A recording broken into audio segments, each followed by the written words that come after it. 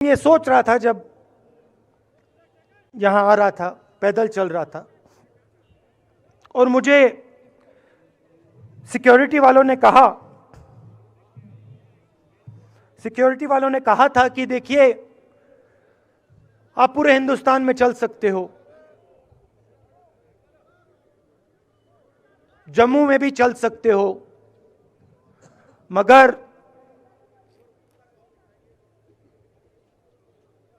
आखिरी जो 4 दिन हैं कश्मीर में आपको गाड़ी से जाना चाहिए।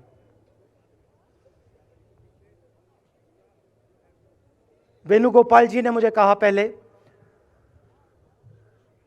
और जो ऑर्गेनाइज कर रहे थे उन्होंने कहा।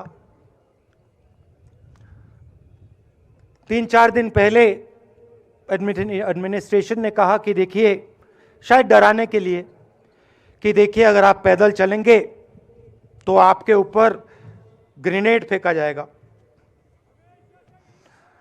तो मैंने सोचा, नहीं सुनिए, मैंने सोचा कि ऐसे करते हैं, मैं अपने घर वापस जा रहा हूं, 4 दिन पैदल चलूंगा, अपने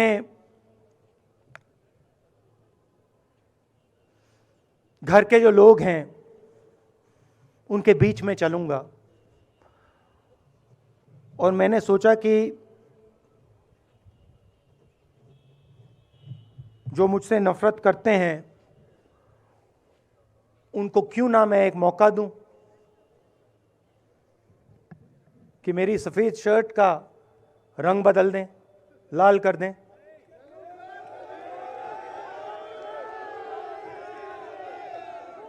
क्योंकि मेरे परिवार ने मुझे सिखाया है, गांधी जी ने मुझे सिखाया है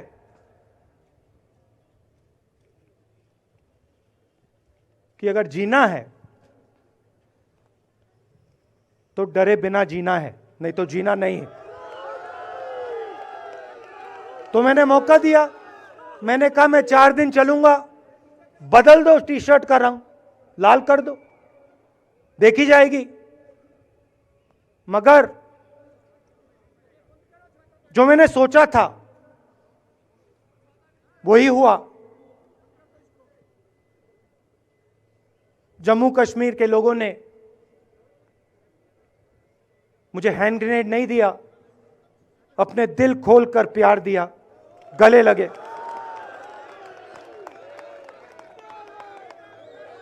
और मुझे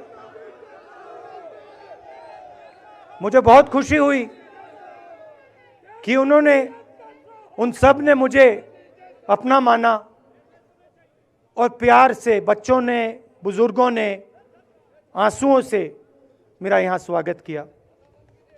मैं अब जम्मू कश्मीर के लोगों से, और जो यहां हमारे सेना के लोग काम करते हैं, सीआरपीएफ के लोग काम करते हैं, उनको मैं कुछ कहना चाहता हूं। सबको, जम्मू कश्मीर के युवाओं को, बच्चों को, माताओं को, सबको, सीआरपीएफ के, बीएसएफ के, आर्मी के जवानों को, उनके परिवारों को, उनके बच्चों को मैं कहना चाहता हूं, देखिए, मैं हिंसा को समझता हूं, मैंने हिंसा सही है, देखी है। जो हिंसा नहीं सहता है, जिसने हिंसा नहीं देखी है, उसे यह बात समझ नहीं आएगी। जैसे मोदी जी हैं, अमित शाह जी हैं, आरएसएस के लोग हैं, उन्होंने हिंसा नहीं देखी है।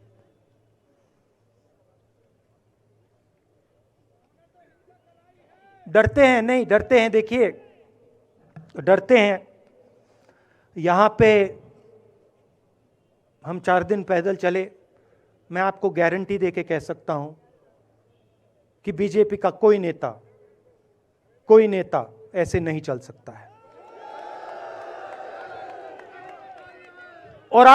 और इसलिए नहीं क्योंकि जम्मू कश्मीर के लोग उनको चलने नहीं देंगे, इसलिए क्योंकि वो डरते हैं। खैर, मैं अपने जम्मू कश्मीर के लोगों को, युवाओं को, बुजुर्गों को और आर्मी के लोगों को, सीआरपीएफ, बीएसएफ लोगों को थोड़ा सा बताना चाहता हूं। देखिए, मैं जब 14 साल का था, स्कूल में था, सुबह ज्योग्राफी की क्लास में था, मैं पढ़ रहा था, सामने बैठा था और मेरी एक टीचर आई, अंदर आई और उसने कहा, राहुल तुम्हें प्रिंसिपल बुला रहा है। मैं बदमाश था, बहुत बदमाश था जब छोटा था। बहन से पूछ सकते हो क्या क्या करता था मैं, अभी भी करता हूं।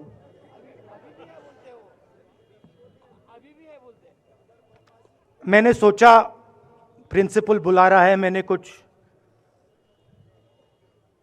गलती की होगी, अब मार पिटेगी। वहां पे केनिंग होती थी, मैंने सोचा था अब केनिंग होगी मेरी। मगर जब मैं चल रहा था, जिस टीचर ने मुझे बुलाया, उसको देखकर मुझे कुछ अजीब सा लगा। और जब मैं प्रिंसिपल के ऑफिस पहुंचा तो प्रिंसिपल ने कहा, राहुल तुम्हारे घर से फोन कॉल है।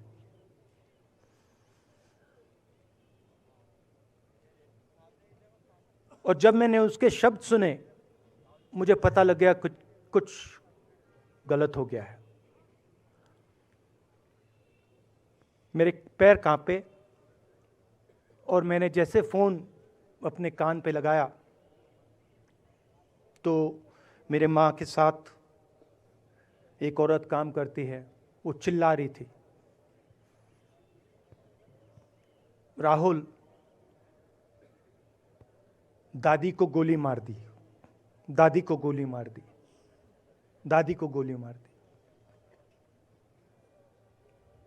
14 साल का था।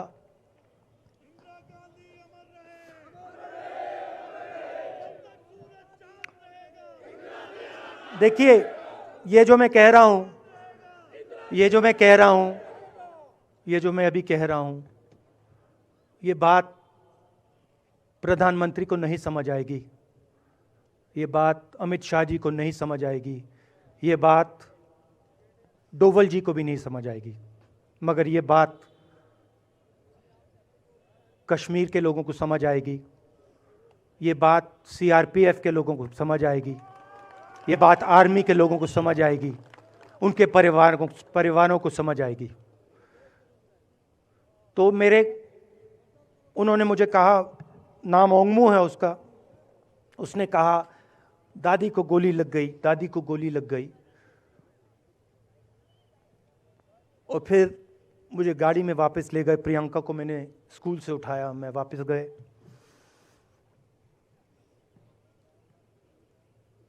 और फिर मैंने वो जगह देखी जहां मेरी दादी का खून था।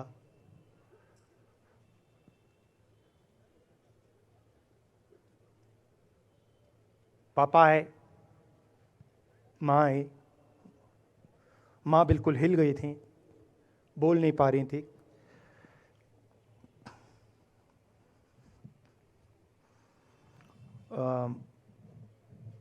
हाँ,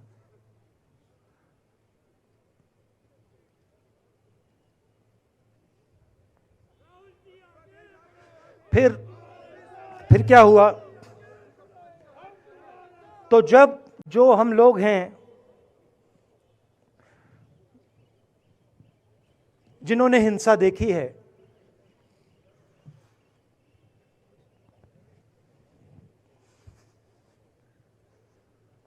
ये जो है ना,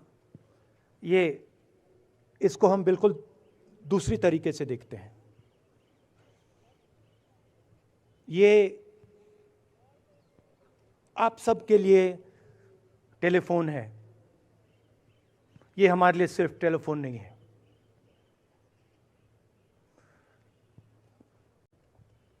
उसके बाद 6-7 साल बाद मैं अमेरिका में था और फिर से टेलीफोन आया। 21 में टेलीफोन आया। जैसे बहुत सारे, जैसे जो पुलवामा में हमारे सैनिक मरे थे, उनके घर टेलीफोन आया होगा।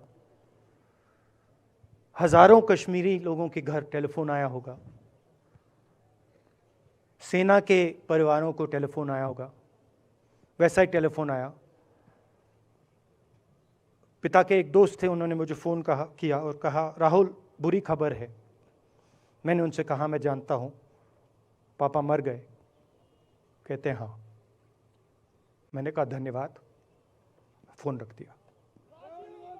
तो मेरा कहना है जो हिंसा करवाता है, जैसे मोदी जी हैं, अमित शाह जी हैं, अजीत डोवल जी हैं, आरएसएस के लोग हैं, वो इस बात को समझ नहीं सकते हैं, वो दर्द को समझ नहीं सकते हैं। हम समझ सकते हैं। पुलवामा के जो सैनिक थे, उनके बच्चों के दिल में क्या हुआ मैं जानता हूं। मेरे दिल में वही हुआ है जो यहां पे कश्मीर में लोग मरते हैं, उनके दिल में क्या होता है। जो फोन कॉल आता है, क्या लगता है, वो मैं समझता हूं, मेरी बहन समझती है। तो कल किसी जर्नलिस्ट ने मुझसे पूछा, यात्रा का क्या लक्ष्य है।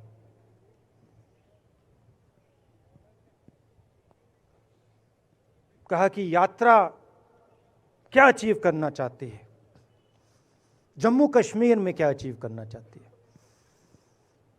मेरे उस समय दिमाग में आया, मगर मैंने कहा नहीं बोलता हूं, कल भाषण में बोलूंगा। यात्रा का लक्ष्य है कि ये जो फ़ोन कॉल हैं, चाहे ये आर्मी के हों, चाहे सीआरपीएफ के हों, चाहे ये कश्मीर के लोगों के हो, ये फ़ोन कॉल बंद हो जाए।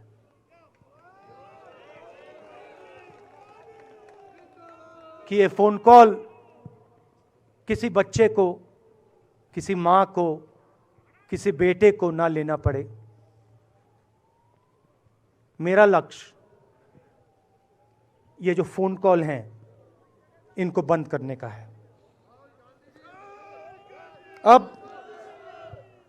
अब देखिए, बीजेपी आरएसएस के लोग आक्रमण किस चीज पे कर रहे हैं। मुझे गाली देते हैं, मैं उनका धन्यवाद करता हूं, क्योंकि मैंने आपको शून्यता की बात की, शिव की बात की, उसको मैं समझता हूं। और मैं दिल से उनका धन्यवाद करता हूं कि जितना भी वो मेरे ऊपर प्रेशर डालें, जितनी भी गाली लगाएं, जो भी वो करें, उससे मैं सिर्फ सीखता हूं।